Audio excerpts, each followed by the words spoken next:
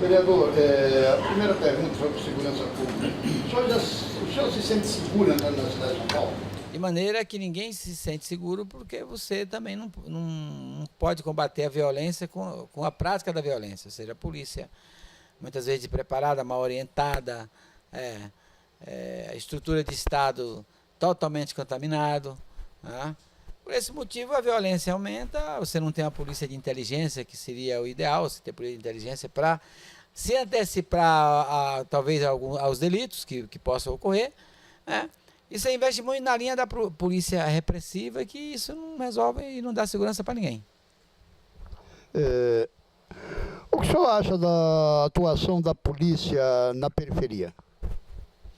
Então, quando eu digo do despreparo da polícia, até nisso é um despreparo total, porque a polícia na periferia, a abordagem que ela faz na periferia, aliás, isso há meses atrás, se não me engano, definida pelo próprio comandante da rota.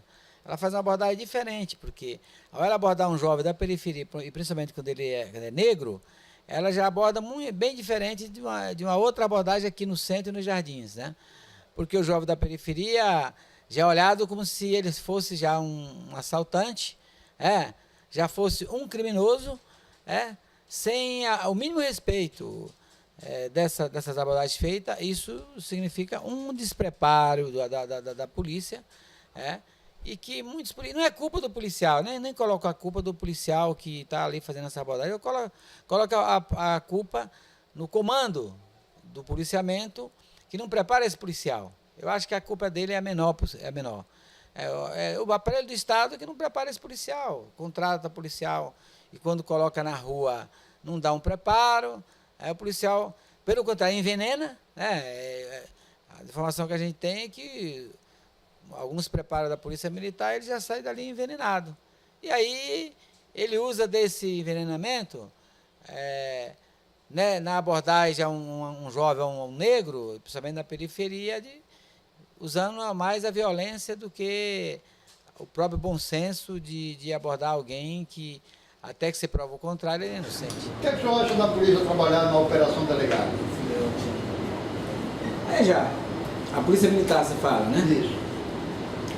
Então, essa coisa do policiamento, eu acho que se a Operação Delegada ela tem o objetivo de investigar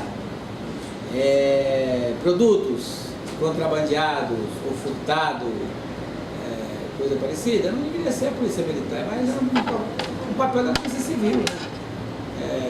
Que é um papel mais investigativo, que eu abro a opinião que isso, que deveria ser mais a polícia civil, e não a polícia militar. A polícia militar é para atuar na rua, já proteger o cidadão, a cidadã, proteger os equipamentos públicos, as praças, as escolas, dar segurança aos alunos quando saem das escolas, somente no período da noite.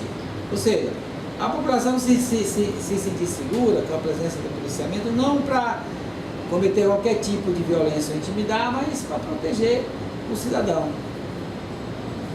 Bom, vereador, agora nós vamos passar para a parte de fiscalização. O que o senhor acha da fiscalização da prefeitura como um todo? Olha, ela é ruim, ineficiente, porque não tem profissionais para cobrir toda a cidade. Você tem uma cidade de São Paulo, você tem praticamente 32 cidades dentro de uma grande cidade, porque cada prefeitura regional que você tem na cidade de São Paulo, ela é uma grande cidade. E se você for fazer uma pesquisa nessas prefeituras regionais, você vai ver que o número de fiscais é muito pequeno para as necessidades de cada região dessa. E não se faz concurso, né? É muito falha pelo pequeno número de profissionais, né? E é por isso que mesmo leis que se vota e se aprova aqui, elas não são cumpridas porque não tem condição técnica, condições objetivas de cumprir, né? Por isso é que a fiscalização deixa muito a desejar por esse motivo.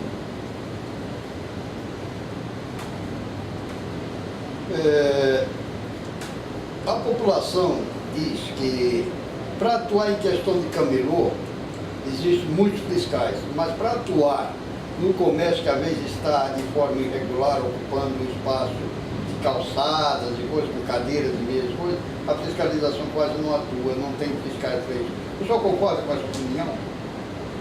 Sim, concordo, porque, na verdade, a atuação do combate aos ambulantes é uma atuação de pressão feita pelo próprio comércio local no entorno, né? Por isso que a fiscalização maior, e essa fiscalização muitas vezes é da Polícia Militar ou da Guarda Metropolitana, porque é uma pressão feita pelos comerciantes local, então eles deixam para lá a fiscalização e a ilegalidade que alguns comerciantes cometem, por exemplo, usando calçada, que não queria usar, né, cometendo outros tipos de delito, e eles priorizam ao combate ao comércio ambulante por pressão dos comerciantes local. E é por isso que você vê que na 25 de março, em vários pontos de comércio ambulante na cidade, você tem muitas vezes muitos conflitos, porque há muito policiamento tirando os ambulantes ou guarda metropolitana. A população diz que eles notam que quando o comerciante, seja de uma loja de tecido ou qualquer um comércio geral, ele está de maneira irregular, ou na parte de documentação, ou de própria nota de sua mercadoria, eles são notificados para depois ser fechado caso não cumpra as normativas legais. E no caso do ambulante, ele mesmo com mercadoria nacional com nota, eles não fazem essa notificação e sem apreensão. O senhor acha que isso é uma discriminação? É sim, aquele que eu havia dito. O policiamento na cidade, ele não olha as pessoas digamos assim, os atos, e sim pela aparência. Então, um ambulante para policiamento, ele já é um suspeito direto ou até culpado por achar que o ambulante só pode trabalhar, o ambulante só trabalha com produto contrabandeado, produto ilegal. Diferente de um comércio que, ao policial olhar para uma grande loja, uma média loja, ele sempre vai achar que ali não tem nenhum tipo de ilegalidade. E ao contrário, você vê que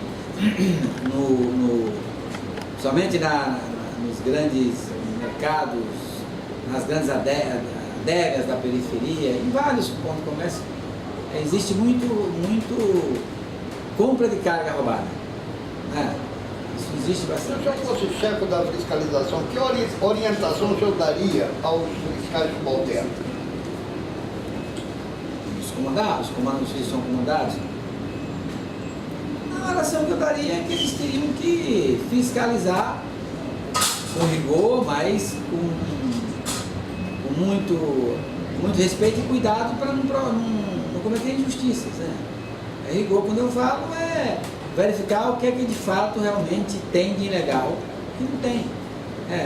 E cuidados, porque eu acho que eles não podem também considerar que qualquer suspeito, pela aparência, qualquer tipo de coisa, possa já ser considerado um criminoso, um culpado. Então, tem que fiscalizar com justiça. Quem é culpado tem que pagar pelo erro que comete, quem não é, não tem que pagar. É isso. Eu acho que é papel da PM e da GCM atuar em fiscalização, ou eles deveriam voltar para o seu papel principal, que seria cuidar do patrimônio e outros serviços? Não, eu sou completamente contra a GCM fazer o papel de combater vendedor ambulante.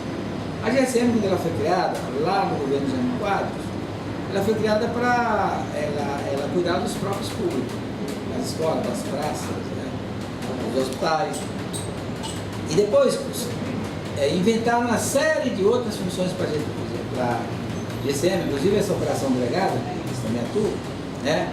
E foi desviando a GCM para várias funções. Mas eu acho que ela pode também, ao estar cuidando dos espaços públicos e todos os próprios públicos, ela pode também ser uma polícia auxiliadora, no caso da militar, naquele pensamento que eu disse, uma polícia comunitária, uma polícia que atua no entorno da região, na segurança das pessoas. Então ela teria que voltar a fazer esse papel, cuidar dos próprios públicos e, na medida que está atuando na região, na comunidade, ser um auxiliar da polícia militar que quem é efetivamente a responsável para prender o criminoso. Bom, vereador, agora nós gostaríamos que o senhor desse uma palavrinha para o nosso telespectador, não só como vereador, mas como cidadão. É uma palavra assim que a gente sabe que nós estamos numa época de uma política muito repressiva, né? Muito repressiva. Estamos havendo um regresso muito assim dos nossos direitos e tudo mais.